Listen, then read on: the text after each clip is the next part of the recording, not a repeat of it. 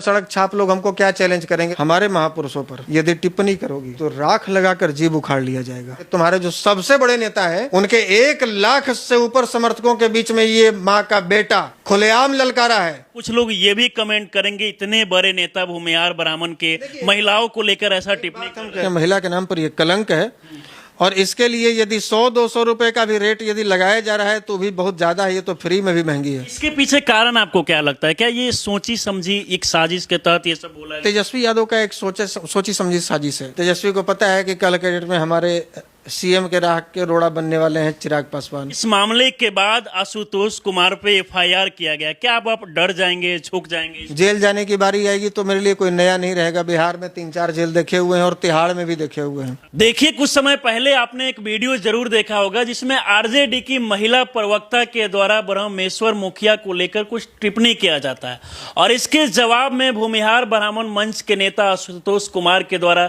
जवाब दिया जाता और अब इसके बाद जो है देखा जाए तो इन पे एफआईआर दर्ज कर दिया गया। क्या कुछ पूरा मामला है? इनको लेकर भी वो आरोप लगा रही है कि महिलाओं को लेकर बहुत कुछ टिप्पणी की है। खुद हमारे साथ बातचीत करने के लिए सबसे पहले सर बहुत बहुत स्वागत है आपका। बहुत धन्यवाद। आपके और प्रिंसिपल ऑफ न्यूज के तमाम दर्शकों को हमारा नमस्कार। सर, सबसे पहले ये विवाद शुरू कब हुआ? क्योंकि एक वीडियो देखा जाता है जिसमें महिला, एक आरजेडी की महिला प्रवक्ता है जिनके द्वारा ब्रह्मेश्वर मुखिया को लेकर बहुत कुछ बोला जाता है, मुर्दाबाद, और इस चीज को लेकर आपके साथ विवाद कब शुरू हुआ? देखिए, सबसे पहले तो हम इसी बात पर आपत्ति है कि वैसी महिलाओं को महिला कहकर मतलब महिला शब्द को अपमानित न किया जाए। वो महिला कहलाने के लायक किसी भी एंगल से दिखती नहीं है। आज जब मेरे ऊपर एफआईआर दर्ज करवाई हो, उसके बाद जो उसके स्टेटमेंट थे हमारी माँ को लेकर, हमारी बहन को लेकर, हमारे परिवार को लेकर, ब्रह्मेश्वर मुखिया जी को लेकर, वो इस बात को प्रमाणित करता है कि वो किसी भी सूरत से महिला कहलाने की हकदार तो है नहीं। वो महिला कहलाने की हकदार नहीं है। और ये शुरुआत जहाँ तक बात है, देखिए, हम लोगों का शुरू से सिद्धांत रहा है कि हम अपने महापुरुषों के जयकारी लगाएंगे, किसी के महापुरुषों का मुर्दाबाद नहीं करेंगे। हम किसी का के ऊपर कोई दोषारोपण नहीं करेंगे, किसी को हत्यारा या किसी को हम सामंती शोषक नहीं कहेंगे। हाँ, अपने महापुरुषों की बात जरूर करेंगे, हम लोग करते हैं। और यही एक कारण है कि हमने ना कभी कोई हम खुलेआम कह रहे हैं कि हमने कभी अंबेडकर जी का, कभी पेरियार जी का, कभी सावित्रीबाई फुले जी का, या कभी मतलब किसी का भी, जगदेव प्रसाद जी का, किसी का भी हमने कभी कोई विरोध नहीं किया। उनके जीवन में बहुत सारे उतार चढ़ाव रहे होंगे, बहुत सारे अच्छे और बुरे प्रसंग रहे होंगे, लेकिन हमने कभी कोई ध्यान नहीं दिया, क्योंकि हम स्वयं के उत्थान के बारे में सोचते हैं, अपने समाज के उत्थान के बारे में सोचते रहे। और इसी क्रम में 3-4 दिन पहले की एक घटना है, हमको भी सुनने को मिला था कि हमारे समाज के वैसे एक महान हस्ती, महान व्यक्ति, जिनको एक दूसरे भगवान के रूप में लोग देखते हैं, इसलिए देखते हैं, कारण है, वो व्यक्ति अगर नहीं होते ब्रह्मेश्वर मुखिया जी, तो आज शायद बिहार की स्थिति कुछ और होती।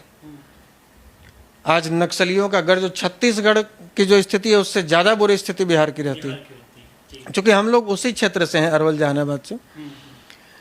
और उस क्षेत्रों में नक्सलवाद को बढ़ाने वाला बिहार में कौन था उस समय? शासनकाल किसका था? लालू प्रसाद यादव और राबड़ी देवी का। तो 15 साल के शासनकाल में लालू यादव ने बिहार को क्या दिया? नक्सलवाद, बेरोजगारी, बिहारी शब्द को गाली, अपमानित, और स्वयं का पेट भरे, अपने बाल बच्चों का पेट भरे, जमीन लिखवाए, नौकरी दिए, यही सब किए, अपनी पत्नी को बढ़ाया। अब स्थिति है कि जो व्यक्ति उस समय हमारे जर जोरू जमीन की रक्षा किए, जो व्यक्ति घर से निकल गए हमारे आत्मसम्मान की रक्षा के लिए, हमारी चाहे जमीनें बची हैं, हमारी माताओं बहनों का इज्जत बचा है, या हमारा जो सम्मान स्वाभिमान आज बचा है, वो ब्रह्मेश्वर मुखिया जी के कारण बचा है।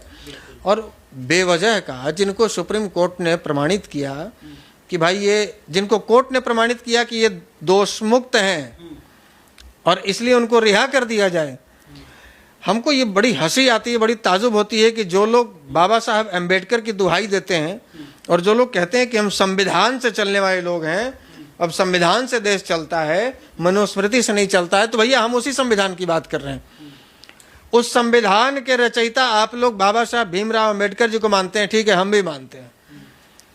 तो क्या ये बाबा साहब का अपमान नहीं है? क्या ये संविधान का अपमान नहीं है कि जिसको संविधान ने, जिसको कानून ने दोष मुक्त करार दिया, उसको तुम अपनी मर्जी से हत्यारा कह रही हो, और जिसको संविधान ने चारा चोर करार दिया, उसका तुम गुणगान गा रही हो। इसके पीछे कारण आपको